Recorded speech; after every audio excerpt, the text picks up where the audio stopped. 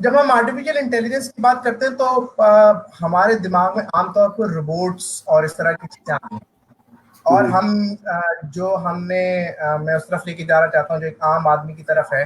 तो जब वो रोबोट्स देखता है तो उससे वो एक उसको फेयर होता है, यानी कि जो अगर आप हॉलीवुड की मूवीज भी देखें या जनरली वो देखें कि वो किस तरह सीखता है। और लास्ट टाइम भी जब एआई को माइक्रोसॉफ्ट ने ऑनलाइन किया था तो विद इन सम आवर्स जो है वो ट्विटर पे उसने सीख सीख के जो है वो एक नेगेटिव उसकी पर्सनालिटी ग्रोथ हो गई थी। ठीक है। तो इस चीज को आप कैसे एड्रेस करेंगे? नहीं, ये असल में इसके ऊपर बहुत कुछ लिखा जा चुका है। ये आ जाती है बात एआई की एथिक्स के ऊपर, कि फर्ज करें अगर आपने एक रोबोट बनाया, robot he learn something bad और he just gonna go kill somebody, so who is responsible?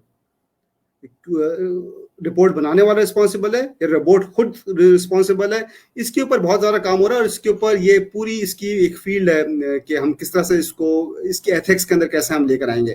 फर्ज करें अभी कुछ दिन पहले हम सेल्फ ड्राइविंग कार ने एक यूएस के अंदर मारा था, बिग डील। सो अब मसला ये कि व्हाट वाज द इशू, किसको हम ब्लेम दें? तो ये ये एआई एथिक्स इशू है। ये पूरा पूरा एक अलग सब्जेक्ट है और उसमें लॉयर्स और ह्यूमन राइट्स और इस तरह के लोग बहुत सारा इस पे काम कर रहे हैं कि ये किस तरह से इसको हम डील करेंगे, क्योंकि आप किसी को भी किसी के जरिए गलत काम करवा सकते हैं और कहेंगे हमने तो नहीं करा, ये तो कंप्यूटर ने करा।